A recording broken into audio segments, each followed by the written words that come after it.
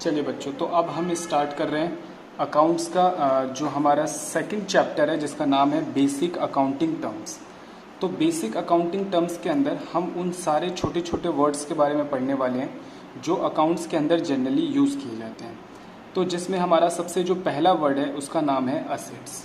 ठीक है, तो असेट्स के अंदर हम लोगों ने कुल मिलाकर 3-4 चीज़ें पढ़नी है कि असेट्स की मीनिंग क्या होती है, इसके कैरेक्टरिस्टिक्स क्या क्या होते हैं, उसको हमने कितने तरीके से क्लासिफाई किया हुआ है।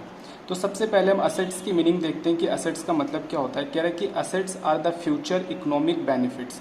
कह रहे हैं कि असेट्स वो होते हैं जो हमें फ्यूचर में क्या पहुंचाते हैं, इकोनॉमिक बेनिफिट पहुंचाते हैं। दूसरे नंबर पे असेट्स पे हमारा राइट होता है, जिस चीज़ पे हमारा राइट नहीं होता वो हमारे असेट्स हो ही नहीं सकते। विच आर ओड और कंट्रोल बाय ऑर्गेनाइजेशन, और जिसके ऊपर बिजनेस का क्या होता है बच्चों, कंट्रोल होता है, उनको हम असेट्स कहते हैं। एग्जाम्पल के तौर पे land, building, machinery, furniture, stock, debtor, cash and bank, goodwill, copyright etcetera. तो और भी असेट्स बहुत सारे हो सकते हैं। चलिए मैं एक एग्जाम्पल से आपको समझाता हूँ कि जो असेट्स है उसको हम किस तरीके से पहचान सकते हैं। एग्जाम्पल के तौर पे बच्चों मैं असेट्स का एग्जाम्पल लेकर आपको समझाता हूँ। मिस्टर राम कोई व्यक्ति है और वो अपनी एक शॉप स्टार्ट कर रहे हैं। शॉप किस चीज़ की स्टार्ट कर रहे हैं, गारमेंट्स की, यानी कि वो एक कपड़ों की दुकान अपनी स्टार्ट कर रहे हैं। अब कपड़ों की दुकान ऐसे ही स्टार्ट नहीं होगी। कपड़ों की दुकान स्टार्ट करने के लिए उनको अपनी दुकान के अंदर कुछ फर्नीचर लगाना पड़ेगा। फर्नीचर जैसे कि अलमीरा वगैरह, चेयर वगैरह, ये सारी चीज़ें, काउंटर, ये सारी लेके आनी पड़ेंगी। इसके अलावा उनको अपनी शॉप के अंदर एसी लगवाना पड़ेगा, अपनी शॉप के अंदर फ़ैन लगवाना पड़ेगा, अपनी शॉप के अंदर लाइटिंग की व्यवस्था करेंगे, लाइट्स वगैरह लगवाएंगे।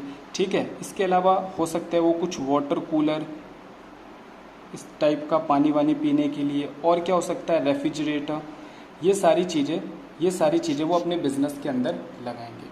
इसके अलावा और क्या हो सकता है, वो बहुत सारे कपड़े खरीद के लेके आएंगे, जैसे शर्ट, पैंट, टी शर्ट। तो यानी कि वो स्टॉक खरीद कर लेकर आएंगे। ठीक है, और वो अपने हाथ में कुछ पैसा कैश के तौर पर भी रखेंगे ताकि आगे आने वाली ज़रूरतों को पूरा किया जा सके। अब बच्चों हम कोई भी बिज़नेस स्टार्ट करते हैं तो हमें बिज़नेस को स्टार्ट करने के लिए कुछ चीज़ें तो इन्वेस्ट करनी पड़ती है, जैसे फर्नीचर लगाया, एसी लगाया, लाइटिंग, वाटर कूलर, रेफ्रिजरेटर, और भी बहुत सारी चीज़ें। अलग अलग बिज़नेस के लिए अलग अलग रिक्वायरमेंट्स हो सकती है। तो मैंने आपको बताया कि जो असेट्स होते हैं उनकी 3 पहचान होती है। सबसे पहले कि वो असेट्स जो होते हैं वो हमारे को क्या पहुँचाते हैं, इकोनॉमिक बेनिफिट, यानी वो फ्यूचर में हमें बेनिफिट पहुँचाते हैं।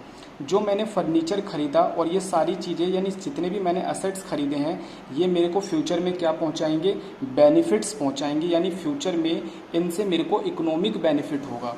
दूसरे नंबर पे कहता है कि राइट का मतलब क्या होता है कि असेट्स हम उन्हीं को कहते हैं जिन पर हमारा राइट होता है।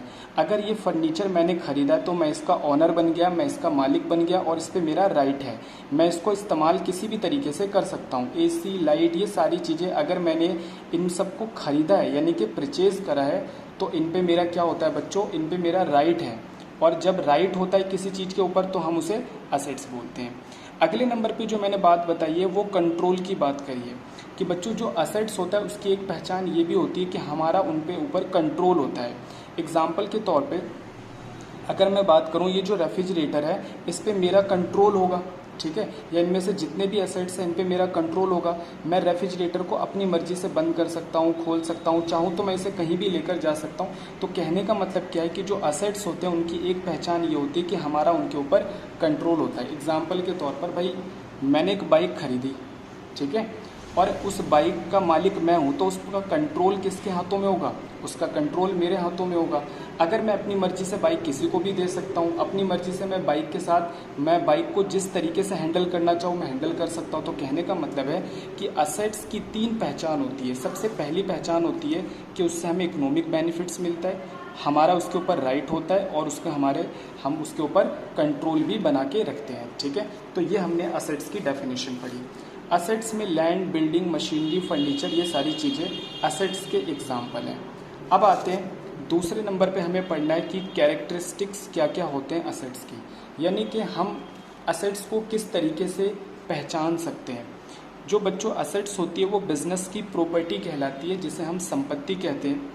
कह रहा है कि जो असेट्स होता है वो मे बी टेंजिबल और इनटेंजिबल फॉर्म्स में हो सकती है। यानी असेट्स वो भी होते हैं जिन्हें देखा जा सकता है और कुछ असेट्स ऐसे होते हैं जिन्हें हम देख नहीं सकते। जैसे लैंड, बिल्डिंग, मशीनरी, ये सारे असेट्स तो ऐसे हैं जिन्हें हम देख सकते हैं, लेकिन वहीं पर गुडविल, कॉपीराइट, कुछ असेट्स ऐसे हैं जिन्हें हम देख नहीं सकते। तो याद रखेंगे असेट्स दोनों फॉर्म्स में होते हैं। कह रहे कि some value attach to it, कह रहा है कि जो असेट्स होता है उनके साथ कुछ वैल्यू अटैच होती है, यानी कि उनकी कुछ ना कुछ वैल्यू होती है। और अगले नंबर पे भी कुछ सिमिलर सी बात कही है कि measured in the terms of money, हम असेट्स को बेचकर कुछ ना कुछ पैसा तो रिकवर कर सकते हैं।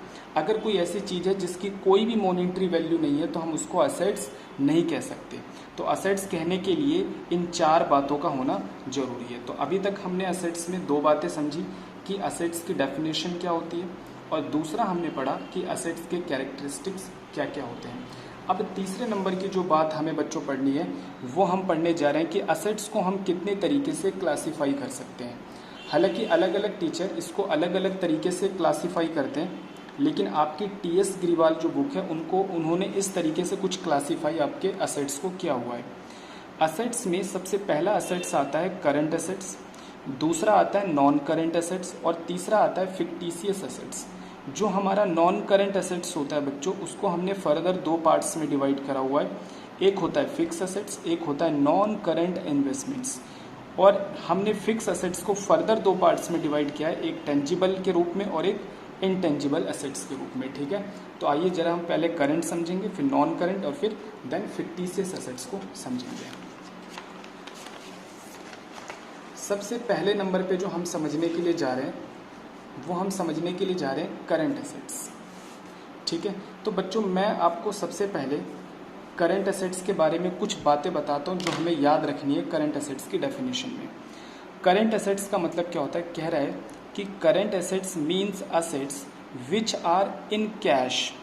कह रहा है कि करंट एसेट्स तो वो होते हैं जो पहले से या तो कैश की फॉर्म में हो, दूसरा और can be converted into cash with in a 1 year, जिसको हम कन्वर्ट करना चाहते हों, जिसको हम बदलना चाहते हों, जिसको हम बदलना चाहते हैं किसमें, कैश में। कितने दिन के अंदर अंदर, 1 ईयर के अंदर अंदर। ठीक है, अगले नंबर पे और benefits is less than 1 year, या वो असेट्स जिसका बेनिफिट हमें 1 ईयर के अंदर अंदर मिल जाता है, उनको हम क्या कहते हैं, करंट एसेट्स कहते हैं। इनके एग्जाम्पल क्या है, जैसे कि cash in hand, cash at bank, debtor, BR, prepaid expense, ये सारी चीज़ें हमारे किसके एग्जाम्पल है, करंट एसेट्स के एग्जाम्पल है। ठीक है, अगर मैं आपको पिछले वाला एग्जाम्पल याद दिलाऊं बच्चों, तो इसमें हमारा करंट एसेट्स कौन सा होगा मैं आपको समझाता हूँ। बच्चों ये जो फर्नीचर है, इस फर्नीचर को ये गारमेंट्स की शॉप वाला दोबारा बेचने के लिए नहीं लाया। यानी कि ये काउंटर, चेयर, इनको तो हम लगभग 1 ईयर से ज़्यादा के लिए लेके आते हैं ना, 1 ईयर से ज़्यादातर हम इस्तेमाल करते हैं, इसलिए ये हमारा करंट एसेट्स नहीं है। इसी तरीके से AC, light, water cooler, refrigerator, ये सारे एसेट्स, अगर मैं इन एसेट्स की बात करूं, एक गारमेंट्स की शॉप के लिए इन एसेट्स की बात करूं, तो इन एसेट्स का इस्तेमाल मोर देन 1 ईयर किया जाता है। फ्रिज हर महीने थोड़ी ना हम खरीद के लेके आते हैं, या हर साल हम खरीद के लेकर नहीं आते। लाइट्स हर महीने चेंज नहीं होती, वाटर कूलर हर महीने लेकर नहीं आते। AC हम लगभग 1 साल से ज़्यादा AC का यूज़ होता है, AC तो 4 साल 5 साल लगभग चल ही जाता है। तो ये जो असेट्स होते हैं बच्चों, इन असेट्स को हमने क्या किस लिए लेकर आए, बिजनेस को चलाने के लिए लेकर आए। तो इन असेट्स को हम कहते हैं नॉन करंट असेट्स। जबकि स्टॉक में क्या आएगा, अगर गारमेंट्स की दुकान है तो स्टॉक में क्या होगा, पैंट आएगी, शर्ट आएगी, टी-शर्ट आएगी और भी सारी चीज़ें आएंगी। तो इसको हम किस लिए खरीद के लेकर आए, इसको हम लेकर आए हैं सेल करने के लिए।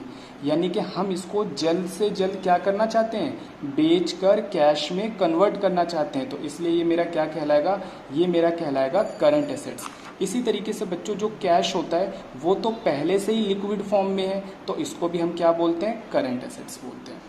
तो करंट एसेट्स का मतलब वो एसेट्स होता है जिनको हम जल्द से जल्द कैश में कन्वर्ट करना चाहते हैं, या फिर जो पहले से ही कैश में है। ठीक है, इसके अलावा मैं एक एग्जांपल और भी देता हूँ, जिसका बेनिफिट हमें 1 साल के अंदर अंदर मिल जाता है।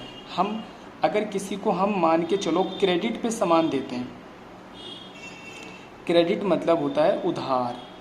अगर मैंने किसी पर्सन को उधार में सामान बेचा तो जाहिर सी बात है मैं उससे पैसे कितने दिन के अंदर अंदर ले लूँगा, 1 साल के अंदर, 1 महीने के अंदर, 2 महीने, 3 महीने, 4 महीने, लगभग मैं 4 महीने के अंदर अंदर तो रिकवर कर लूँगा। जनरली सी बात है, हम किसी को उधार देते हैं तो हम जल्द से जल्द उससे पैसा क्या कर लेते हैं, रिकवर कर लेते हैं। ठीक है, तो अगर इस जो मैंने उधार दिया है उसका बेनिफिट मुझे 1 साल के अंदर अंदर मिल रहा है, पैसा 1 साल के अंदर अंदर रिकवर हो रहा है, तो इसको भी हम करंट एसेट्स कहते हैं। ठीक है, तो करंट एसेट्स के अंदर 3 बातें हमें क्या क्या याद रखनी है बच्चों, पहले से समझेंगे। जो पहले से ही कैश की फॉर्म में हो, एक तो वो बात हो गई। दूसरा, जिसे हम 1 साल के अंदर अंदर कैश में कन्वर्ट कर लेते हैं वो, या फिर जिसका बेनिफिट हमें 1 साल के अंदर अंदर मिल जाता है। इन 3 बातों से करंट एसेट्स की पहचान होती है। करंट एसेट्स के एग्जाम्पल क्या है, जैसे कि हमारे पास कैश पड़ा है, हमारे पास बैंक में बैलेंस पड़ा है। डेटर बच्चों वो पर्सन होते हैं जिनसे हमें फ्यूचर में पैसे लेने होते हैं। जब हम किसी को उधार में सामान बेचते हैं तो उस व्यक्ति से हमें फ्यूचर में पैसे लेने होते हैं, उसको हम डेटर कहते हैं। और जनरली जिस व्यक्ति से हमें पैसे लेने होते हैं वो 1 महीने, 2 महीने, 3 महीने में हमें पैसे दे देता है, इसलिए डेटर को करंट एसेट्स में रखा गया है।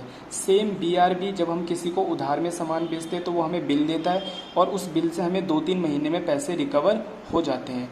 और प्रीपेड एक्सपेंस का मतलब क्या होता है कि अगर मैं कोई खर्चा टाइम से पहले कर देता हूँ तो उसे प्रीपेड एक्सपेंस कहते हैं। जैसे हम अपने सेल फ़ोन में रिचार्ज करवाते हैं, तो बच्चों अगर हम रिचार्ज 1 महीने का करवाते हैं तो हमने देखा होगा कि जनरली 1 महीने के अंदर अंदर हमारे को उसका बेनिफिट मिलता है, 1 महीने तक हम उससे कॉलिंग करते हैं। तो ये जो प्रीपेड एक्सपेंस होता है, इसका मतलब होता है कि जब हम कोई खर्चा पहले कर देते हैं तो उसका बेनिफिट हमें जल्द से जल्द मिल जाता है, उसको हम प्रीपेड एक्सपेंस कहते हैं।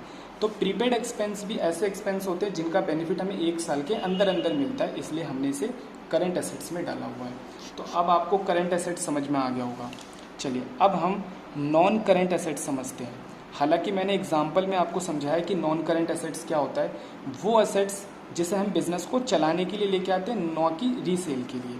देखते हैं, are those assets which are held by business not for resale. ये इंपॉर्टेंट बात है, इसे हम रीसेल के लिए तो बिल्कुल भी नहीं खरीदते, हम इसे दोबारा नहीं बेचना चाहते।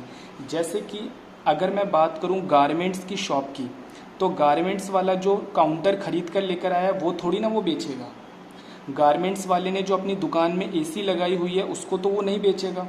गारमेंट्स वाले ने अपनी दुकान में जो लाइट लगाई हुई है उसको वो नहीं बेचेगा। गारमेंट्स वाले ने सप्लाई करने के लिए एक वैन खरीद रखा है, सामान मार्केट से लाने के लिए, ले जाने के लिए, तो उस वैन को तो वो नहीं बेचेगा। अगर उसको बेचेगा तो उसका बिजनेस कैसे चलेगा। ठीक है, but are the held either as investment, इसको उसने बिजनेस में इन्वेस्टमेंट पर्पस के लिए खरीदा हुआ है। Those assets are held by the business from a long term point of view. आपको पता है इन बिजनेस के अंदर जो नॉन करंट एसेट्स होते हैं उनको लंबे समय तक के लिए खरीदा जाता है, यानी कि उनको long term point of view के लिए खरीदा जाता है। अब मैं एक छोटा सा एग्जांपल और लूँ आपके सामने, तो मैं ऐसे बोल सकता हूँ, एक जनरल स्टोर वाला जो होता है वो बहुत सारी चीज़ें बेचता है। ठीक है, अगर मान के चलो उसने एक काउंटर खरीदा हुआ है, ठीक है, काउंटर लोहे का भी हो सकता है या फिर फर्नीचर का भी हो सकता है, तो वो जो काउंटर खरीदा है उसको तो वो दोबारा बेचना नहीं चाहता ना। कोई ग्राहक आके बोलता है कि मुझे आपका काउंटर खरीदना है, तो वो नहीं बेचेगा, क्योंकि अगर वो काउंटर बेच देगा तो सोचो उसके लिए तो प्रॉब्लम हो जाएगी। इसी तरीके से उसने दुकान में AC लगा रखा है, उसने दुकान के अंदर फैन लगा रखा है, ठीक है, उसने दुकान के अंदर अपनी फैसिलिटी के लिए बैठने के लिए चेयर वगैरह लगा रखा है, तो वो इन सब चीज़ों को तो बिल्कुल नहीं बेचेगा। वो बेचेगा क्या, जो स्टॉक खरीद के लेकर आया है। स्टॉक मतलब दाल, चावल, गेहूँ, आटा, ये सारी चीज़ें वो क्या करेगा, सेल करेगा। तो ये क्या है, ये हमारा करंट एसेट्स है। और बाकी जितनी चीज़ों को नहीं बेचना चाहता वो नॉन करंट एसेट्स है। तो नॉन करंट एसेट्स को किस लिए खरीदा जाता है, मैंने आपको 3 बातें बताई। इसको दोबारा सेल नहीं किया जाता। और क्या बात मैंने आपको बताई है, इसको इन्वेस्टमेंट पर्पस के लिए खरीदा जाता है और इनको long term point of view के लिए खरीदा जाता है, यानी ये बिजनेस में लंबे समय तक रहते हैं। आइए इसके एग्जाम्पल समझते हैं बच्चों। इसके एग्जाम्पल है हमारे सामने फिक्स एसेट्स, अभी आगे आएगा, नॉन करंट इन्वेस्टमेंट और लॉन्ग टर्म एडवांसेस। जैसे हम किसी को अगर लोन वगैरह देते हैं लंबे समय के लिए, ठीक है, उधार देते हैं, तो वो लॉन्ग टर्म एडवांसेस में आ जाते हैं। अब आते हैं फिक्स एसेट्स। हम समझते हैं कि फिक्स एसेट्स क्या होता है। कह रहे हैं कि are those non current assets, कह रहे हैं कि ये fix assets non current assets का एक ऐसा पार्ट होता है which held not to resale, जिसे बिजनेस रीसेल नहीं करना चाहता यानी दोबारा बेचना नहीं चाहता, but with the purpose to increase earning capacity, लेकिन ये बिजनेस की अर्निंग कैपेसिटी को बढ़ाने में बहुत हेल्पफुल होते हैं। ये बिजनेस की अर्निंग कैपेसिटी को बढ़ा देते हैं। जैसे मैंने यहाँ पर 2 एग्जाम्पल लिया था, मैं उसी को समझाता हूँ। मैंने गारमेंट्स की दुकान से अगर रेफ्रिजरेटर बेच दिया, एसी बेच दिया, फर्नीचर बेच दिया, काउंटर बेच दिया, तो मेरी गारमेंट्स की शॉप ही बंद हो जाएगी, यानी जो अर्निंग है, अर्निंग आनी ही बंद हो जाएगी। इसी तरीके से अगर जनरल स्टोर में ये सारी चीज़ें बिक जाए तो दुकान चलेगी कैसे, दुकान चलनी बंद हो जाएगी। तो आप याद रखना, इन्हीं को हम फिक्स एसेट्स भी कह देते हैं। आइए, अब फिक्स एसेट्स जो होते हैं वो दो, हमारा जो नॉन करंट, मैंने आपको बताया था कि नॉन करंट एसेट्स की क्लासिफिकेशन है। सबसे पहले हमने फिक्स और नॉन करंट देखा था उसमें, उसके बाद हमने टेंजिबल इंटेंजिबल में भी उसको क्लासीफाई किया था। तो टेंजिबल एसेट्स कौन से होते हैं बच्चों? Are those assets which can be see and touch. कह रहा है कि वो एसेट्स जिसे हम देख सकते हैं और हम छू सकते हैं, या जिसकी कोई फिजिकल एग्जिस्टेंस होती है, उन्हीं को हम टेंजिबल एसेट्स कहते हैं। तो टेंजिबल एसेट्स के एग्जाम्पल क्या है? अब जितनी भी चीज़ें, जो भी हमें दिखाई देता है, स्टॉक दिखाई दे रहा है, चेयर, फैन, एसी, कुर्सी, जितनी चीज़ें हमें दिखाई देती है, मशीनरी, प्लांट, व्हीकल, जितनी चीज़ें हमें दिखाई देती हैं, वो सारे एसेट्स टेंजिबल एसेट्स होते हैं। ठीक है, आगे चलते हैं। कह रहे हैं कि टेंजिबल एसेट्स के एग्जाम्पल है जैसे कि land, building, machinery, computer, furniture, यानी बिजनेस के वो एसेट्स जिनको हम देख सकते हैं, छू सकते हैं, जिनकी फिजिकल एग्जिस्टेंस होती है। अब आते हैं हम इंटेंजिबल एसेट्स पे। क्या कुछ एसेट्स ऐसे भी होते हैं जिनको हम देख नहीं सकते? हाँ, ऐसे कुछ एसेट्स होते हैं। Are those assets which can not be see, जिसे हम ना तो देख सकते हैं और ना ही हम छू सकते हैं, ऐसे एसेट्स को हम इंटेंजिबल कहते हैं। और उनकी कोई फिजिकल एग्जिस्टेंस भी नहीं होती, उनकी कोई फिजिकल एग्जिस्टेंस भी नहीं होती। ऐसे कौन कौन से एग्जाम्पल हैं? ऐसा एग्जाम्पल है पेटेंट, ऐसा एग्जाम्पल है गुडविल, ऐसा एग्जाम्पल है ट्रेडमार्क, कंप्यूटर, सॉफ्टवेयर। ये कुछ एग्जाम्पल हैं जो इंटेंजिबल एसेट्स के एग्जाम्पल हैं। ठीक है, जैसे हम इंटेंजिबल एसेट्स को एक एग्जाम्पल से और भी समझ सकते हैं बच्चों। मैं आपको थोड़ा सा गुडविल ही समझा देता हूँ कि गुडविल क्या होती है। अगर कोई फर्म मार्केट में पुरानी हो जाती है, अगर कोई फर्म, जैसे कि मैं मान के चलता हूँ, आपने डोमिनोज का नाम सुना होगा, ठीक है, डोमिनोज का आप लोगों ने नाम सुना होगा। तो जो डोमिनोज है वो मार्केट के अंदर बहुत पुराना हो चुका है, और वैसे तो मार्केट के अंदर बहुत सारी पिज़्ज़ा की शॉप है, बहुत सारे लोग जो है पिज़्ज़ा बेचते हैं, लेकिन हम डोमिनोज को इतनी अच्छी तरीके से क्यों जानते हैं? क्योंकि जो डोमिनोज है वो पिछले कई सालों से काम करता हुआ आ रहा है। लोगों ने उसकी जो सर्विसेज है लोगों को बहुत ज़्यादा अच्छी लगती है, लोग उसको पसंद करते हैं। तो इस तरीके से बच्चों, जो डोमिनोज है उसने अपने मार्केट के अंदर एक रेपुटेशन बनाई है, एक इज्जत बनाई है, एक फेम बनाई है, एक अच्छी इमेज बनाई है, जिसकी वजह से डोमिनोज को एक्स्ट्रा प्रॉफिट होता है as compare to other firms. यानी कि जो डोमिनोज, जो पिज़्ज़ा बेचने वाली और फर्में हैं, उनसे ज़्यादा डोमिनोज को क्या होता है? बेनिफिट होता है। तो इस बेनिफिट कमाने की जो ताकत है, ये जो बेनिफिट कमाने की जो कैपेसिटी है, इसी को हम क्या कहते हैं? गुडविल कहते हैं। ठीक है, तो गुडविल हम बोल सकते हैं कि एक ऐसी पावर होती है जो दिखाई तो नहीं देती, लेकिन फिर भी वर्क करती है और हमें फ्यूचर के अंदर बहुत सारा एक्स्ट्रा प्रॉफिट कमाने में, एक्स्ट्रा इकोनॉमिक बेनिफिट हमारे लिए, बेनिफिट के लिए काम करता है। तो मैं ऐसे बोल सकता हूँ कि गुडविल क्या है? एक इंटेंजिबल एसेट्स है, क्योंकि मैंने आपको बताया था कि जो असेट्स होता है उसकी एक पहचान होती है कि वो हमें फ्यूचर में इकोनॉमिक बेनिफिट पहुंचाते हैं। ठीक है, इसी तरीके से बच्चों, गुडविल के अलावा और भी हमारे पास इंटेंजिबल एसेट्स होते हैं। जैसे कि आपके पास कोई अच्छा कंप्यूटर सॉफ्टवेयर है जो दूसरी फर्मों के मुकाबले आपको अच्छी तरीके से वर्क करने में आपकी मदद करती है।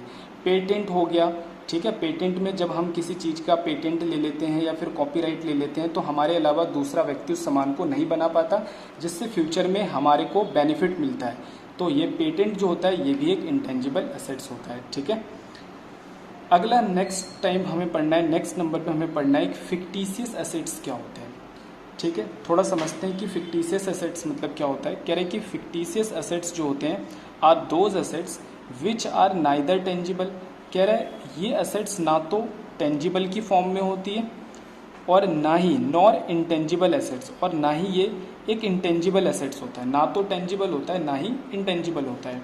तो फिर ये क्या होता है, दे आर द लॉसेस, कह रहे कि ये एक ऐसे लॉसेस होते हैं फर्म के नॉट येट रिटर्न ऑफ, जिसको अभी तक फर्म ने अपनी बुक्स के अंदर से रिटर्न ऑफ नहीं किए होते हैं। इसके एग्जाम्पल है deferred revenue expenditure such as advertisement expenditure, discount और loss on issue of debenture. तो एक बार हम फिक्टिशियस एसेट्स का एक एग्जाम्पल समझ लेते हैं कि इसका मतलब क्या होता है। एक बार फिक्टिशियस एसेट्स का हम एक एग्जाम्पल समझ लेते हैं कि इसका मतलब क्या होता है। भाई एक राम नाम का व्यक्ति है, मिस्टर राम नाम का एक व्यक्ति है जिसने अपना बिजनेस स्टार्ट करा है। अब बिजनेस को उसने पुशअप करने के लिए, बहुत अच्छी तरीके से हाईलाइट करने के लिए उसने बिजनेस के अंदर एक हैवी जो है एक्सपेंडिचर करे हैं एडवर्टीजमेंट के रूप में। मैं मानता हूँ कि उसने 10 करोड़ रुपए की एडवर्टीजमेंट अपने बिजनेस के लिए कर दी। तो ये एक जो एडवर्टीजमेंट का अमाउंट है ये बहुत बड़ा अमाउंट है, और उसको ये एक्सपेक्टेशन है कि ये जो 10 करोड़ रुपए का उसने एडवर्टीजमेंट करा है ये बिज़नेस को लगभग 5 ईयर तक बेनिफिट पहुंचाएगा। यानी कि कहने का मतलब है खर्चा तो मैंने एक ही साल में कर दिया, लेकिन जो इसका बेनिफिट है वो 5 सालों तक हमें मिलेगा। तो अब फर्म क्या कर सकती है, फर्म इस तरीके से डिसाइड कर सकती है 1, 2, 3, 4 और 5, यानी कि ये फर्स्ट ईयर हो गया, ये सेकंड, ये थर्ड, ये फोर्थ और ये फिफ्थ। फर्म क्या बोलेगी, अब कुछ दिक्कतें होती हैं बच्चों फर्म के सामने कि अगर वो सारा का सारा अमाउंट एक ही साल में अपने बिजनेस के अकाउंट से रिकवर करती है या बिजनेस के अकाउंट में अपने P&L में डेबिट करती है सारा का सारा अमाउंट, तो उसके P&L पर इससे नेगेटिव इफेक्ट होंगे। यानी कि जो फर्म है, फर्म की बैलेंस शीट में लॉस ज़्यादा शो होने लगेगा, जो दिक्कत की बात होती है। तो फर्में क्या डिसाइड करती है कि जो ये फर्म ये जो हमने एक्सपेंडिचर करा है, जो भी हमने डेफर्ड एक्सपेंडिचर एडवर्टीजमेंट पे करा है, इसको हम इस तरीके से 5 से डिवाइड कर देंगे तो ये कितना आ जाएगा, 2 करोड़। तो फर्म क्या करेगी, इसको 2 करोड़, 2 करोड़ और 2 करोड़ इस तरीके से क्लासिफाई कर देंगे। यानी कि अब फर्म इस 10 करोड़ रुपए को एक साल में चार्ज ना करके हर साल 2-2 करोड़ रुपए चार्ज करेगी, जिससे लगभग 5 सालों तक ये अमाउंट क्या हो जाएगा, हमारे बुक्स ऑफ अकाउंट्स के अंदर ख़त्म हो जाएगा। यानी जब पहले साल वो राइट ऑफ करेगी तो कितने करोड़ राइट ऑफ करेगी, 2 करोड़। तो जो पहले साल में नॉट रिटर्न ऑफ होगा वो कितना होगा हमारा, 8 करोड़ रुपीज़ होगा। फिर दूसरे साल में फर्म क्या करेगी, फिर से ये 2 करोड़ रुपए जो इसे क्या कर देगी, राइट ऑफ कर देगी। तो फिर ये 6 करोड़ रुपए बाद में राइट ऑफ करेगी। तो कहने का मतलब क्या होता है कि ये एक ऐसे एक्सपेंसेस होते हैं जो एक साल में किए जाते हैं, लेकिन उसको राइट ऑफ अगले कई सालों तक किया जाता है। उनका जो बेनिफिट है वो हमें अगले कई सालों तक मिलता है। तो ऐसे एसेट्स को हम फिक्टिशियस एसेट्स कहते हैं। ठीक है बच्चों, तो फिक्टिशियस एसेट्स हम लोगों ने समझा। इसमें और भी जो है इसके एग्जांपल्स होते हैं, जैसे प्रीलिमिनरी एक्सपेंसेस वगैरह हो गए, discount on loss of issue of debenture, और भी इसके बहुत सारे एग्जांपल हैं। हालांकि बच्चों को ये जल्दी समझ में नहीं आता, तो ये हम धीरे धीरे, आप जैसे जैसे आगे बढ़ोगे अकाउंट्स में तो ये चीज़ आपको धीरे धीरे समझ में आती रहेगी। अगले नंबर पे जो हमारा वर्ड है बच्चों, हमने असेट्स ख़त्म कर दिया। असेट्स में हम लोगों ने कुल मिलाकर 3 चीज़ें पढ़ी हैं कि असेट्स का मतलब क्या होता है, उसके हमने एग्जाम्पल भी समझे। इसी तरीके से असेट्स के कैरेक्टरिस्टिक्स कौन कौन से होते हैं और उसको हमने कितने पार्ट्स में क्लासीफाई किया हुआ है। नेक्स्ट वर्ड है हमारा कैपिटल, जिसे हम ऑनर्स इक्विटी भी कहते हैं और इसी को हम नेटवर्थ भी कहते हैं बच्चों। तो कैपिटल में हमें क्या क्या याद रखना है, it is the amount invested in the business. कह रहे हैं कि जो पैसा बिजनेस में लगाया जाता है उसको हम लोग कैपिटल कहते हैं, जो पैसा बिजनेस में लगाया जाता है। और ये पैसा कौन लगाता है, ये पैसा बिजनेस का मालिक यानी कि ऑनर या प्रोप्राइटर लगाता है। It may be in the form of money और एसेट्स। दूसरी पहचान कैपिटल की क्या है, ये या तो मनी की फॉर्म में यानी कैश की फॉर्म में हो सकता है या फिर असेट्स की फॉर्म में भी हो सकता है। लेकिन अगर उसने कोई असेट्स लगाया है तो उसकी कोई मॉनेटरी वैल्यू यानी कि उस असेट्स को बेचकर कुछ पैसा रिकवर जरूर होना चाहिए, यानी कि उस असेट्स की कोई मॉनेटरी वैल्यू जरूर होनी चाहिए। और तीसरे नंबर पे कहता है it is the liability of the business. ये कैपिटल को क्या बताता है कि जो कैपिटल होती है वो हमारे बिजनेस की बच्चों लायबिलिटी भी होती है।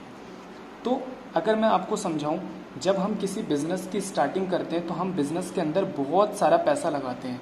जैसे मैंने आपको गारमेंट्स की शॉप का एग्जांपल दिया था, तो गारमेंट्स की शॉप जब मैंने ओपन करी तो भाई उसमें फर्नीचर लगाना है, ठीक है, उसके अंदर हमें रेफ्रिजरेटर लाना है, उसके अंदर एसी लगवाना है, क्या नाम है, हमारे को जो है लाइट वगैरह के ऊपर खर्च करना है, और हमें बहुत सारा स्टॉक खरीद के लेके आना है। तो उसके लिए हमें पैसा लगाना पड़ेगा कि नहीं लगाना पड़ेगा, हमें पैसा इन्वेस्ट करना पड़ेगा, तभी ये सारी चीज़ें आएंगी।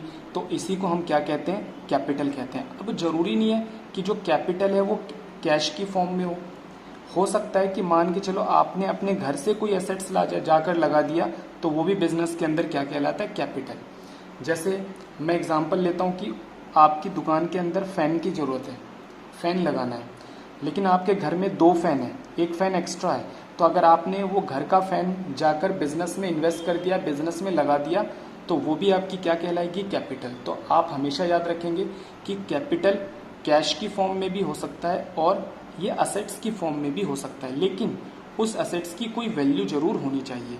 It is the liability of the business. ये बिजनेस की लायबिलिटी होती है बच्चों। एक कंसेप्ट है, हम अगले चैप्टर में पढ़ेंगे, सेपरेट लीगल एंटिटी। ये कहता है कि बिजनेस अलग है और बिजनेसमैन अलग होते हैं। तो जो बिजनेसमैन ने जितना भी पैसा बिजनेस में लगाया होता है वो बिजनेस के लिए लायबिलिटी बन जाती है। ये बात हम आगे धीरे धीरे और समझेंगे। अब आगे चलते हैं। एक चौथे नंबर की बात कहता है, इन केस ऑफ कंपनी, कह रहा है कि जो कंपनी होती है, कंपनी के केस में जो कैपिटल कंट्रीब्यूटर्स होते हैं, यानी जो कंपनी के अंदर जो कंपनियां होती हैं, कंपनी में जो कैपिटल लगाते हैं, उन पर्सन्स को हम शेयर होल्डर कहते हैं। ठीक है बच्चों। जैसे पार्टनरशिप फर्म के अंदर जो कैपिटल लगाते हैं उन्हें हम पार्टनर्स कहते हैं। सोल प्रोप्राइटरशिप में जो ऑनर होता है, सिंगल ओनर होता है, वही बिजनेस में सारा पैसा लगाता है। और कंपनी के केस में जो पैसा लगाता है उन्हें हम शेयर होल्डर्स कहते हैं। ठीक है, तो ये बात हमें याद रखनी है।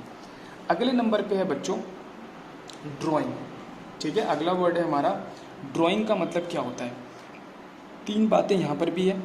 द अमाउंट विड्रॉ और goods taken by the proprietor.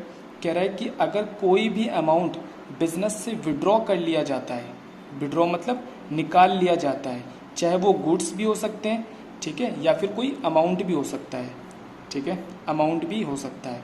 किसके द्वारा, प्रोप्राइटर के द्वारा, या अगर पार्टनरशिप बिजनेस है तो पार्टनर के द्वारा। किस लिए, अपने पर्सनल यूज़ के लिए। तो पहली बात, पहले जो नंबर पे पॉइंट है उसमें काफ़ी इंपॉर्टेंट बातें हैं।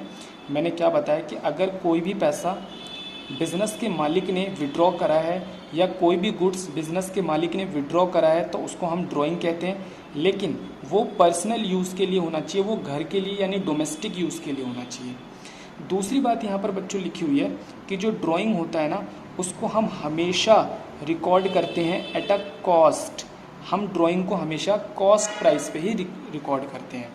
तीसरी बात लिखा है, it reduce the capital of the owner. ये हमारे जो ऑनर होता है उसकी कैपिटल को क्या करने का काम करता है, उसके कैपिटल को रिड्यूस करने का काम करता है। तो एक एक करके हम थोड़ा सा समझते हैं, एक एग्जाम्पल लेकर। चलिए, तो मैं एक बार ड्राइंग का एग्जाम्पल आपको देता हूँ। भाई इस बार फिर हम एग्जाम्पल लेते हैं कि भाई मिस्टर राम जो हैं, मिस्टर राम एक व्यक्ति हैं जो अपनी जनरल स्टोर चलाते हैं, जनरल स्टोर चलाते हैं। अब राम जी हमारे राम जी ने क्या करा कि जनरल स्टोर चलाने के लिए बहुत सारा कैपिटल लगाया, पैसा लगाया, दुकान को अपनी स्टार्ट कर दिया और इनकी दुकान बहुत अच्छी चल रही है। ठीक है, अब राम जी के अपने भी तो खर्चे हैं ना।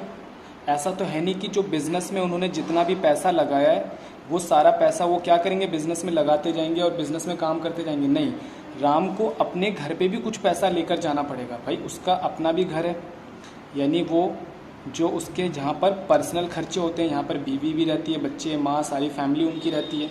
ठीक है, तो मिस्टर राम क्या करेंगे, यहाँ से कुछ कुछ पैसा वो लेकर जाते रहेंगे। कभी 10,000 लेके चले गए, कभी 11,000 लेके चले गए, कभी 12,000 लेके। इस तरीके से वो अपने पर्सनल खर्चे जो बिज़नेस से निकाल के ले जाते हैं अपने पर्सनल यूज़ के लिए, यानी डोमेस्टिक यूज़ के लिए। इसको हम क्या कहते हैं बच्चों, इसी को तो हम ड्राइंग कहते हैं। ड्राइंग का मतलब जब बिज़नेस का मालिक अपने पर्सनल यूज़ के लिए बिज़नेस से पैसा निकाल कर लेके जाता है। अब बच्चों ये ज़रूरी नहीं है कि जो मिस्टर राम है वो पैसे ही लेकर जाए। मिस्टर राम के घर पर आज फ़ोन आया मिस्टर राम को कि भाई घर के अंदर जो है दाल ख़त्म हो गई है। तो मिस्टर राम जो है आज क्या लेकर जा रहे हैं घर पे, आज घर पे कुछ दाल लेकर जा रहे हैं बिज़नेस के अंदर से, क्योंकि उनकी जनरल स्टोर की दुकान है तो वो दाल अपने घर पे लेके जा रहे हैं। सपोज़ दैट उसकी जो दाल की वैल्यू है, उस दाल की वैल्यू है मैं मान के चलता हूँ 500 रुपये की, ठीक है। तो 500 रुपये की दाल लेके जाए तो ये भी क्या कहलाती है, ये भी ड्राइंग कहलाती है। अब एक बात ये है कि अगर ये जो दाल है इसकी वैल्यू है 500 रुपये, लेकिन अगर कोई अदर कस्टमर आता तो वो उसको 550 रुपये का बेचते, यानी 50 रुपये का फ़ायदा कमाते। लेकिन क्योंकि ये दाल अपने घर पर लेकर जा रहे हैं, तो अपने घर पर जब लेकर कोई इंसान जाता है तो वो तो कॉस्ट प्राइस पे ले जाएगा ना, अपने आप से प्रॉफिट तो नहीं कमा सकता। तो याद रखना कि ड्राइंग को हमेशा किस पे रिकॉर्ड किया जाता है, कॉस्ट पे, क्योंकि ड्राइंग जो होता है वो बिज़नेस का मालिक करता है, और बिज़नेस का मालिक जब भी कोई गुड्स बिज़नेस से लेकर जाता है तो वो उसको कॉस्ट प्राइस पे लेके जाता है, सेलिंग प्राइस पर नहीं लेकर जाता है, ठीक है। तो वही बातें मैंने आपको यहाँ पे ड्राइंग में समझाई है बच्चों, कि एक ऐसा अमाउंट होता है जो विड्रॉ किया जाता है ऑनर के द्वारा अपने पर्सनल यूज़ के लिए, और ड्राइंग को हमेशा कॉस्ट प्राइस पे ही रिकॉर्ड किया जाता है। और याद करें आप लोग, जब हम बिज़नेस में पैसा लगाते हैं तो हमारी कैपिटल क्या होती है, बढ़ जाती है। इसी तरीके से अगर हम बिज़नेस से पैसा निकालते हैं, बिज़नेस से हम असेट्स निकालते हैं, बिज़नेस के अंदर से हम अपने गुड्स निकालते हैं, तो वो हमारी कैपिटल को क्या कर देता है, रिड्यूस कर देता है, ठीक है। तो आज की क्लास में हम इतना ही पढ़ेंगे। आज हमने आपको 3 बड़े बड़े वर्ड्स सिखाए, ठीक है। तो अब बाकी जो चैप्टर बचा है वो हम नेक्स्ट पार्ट के अंदर इसका पढ़ेंगे। तो आज की क्लास आपको अच्छी लगी है तो आप अपने दोस्तों के साथ इसे ज़्यादा से ज़्यादा शेयर कीजिए, और हमारे चैनल पर अगर आप पहली बार आए हैं तो चैनल को सब्सक्राइब भी करिए।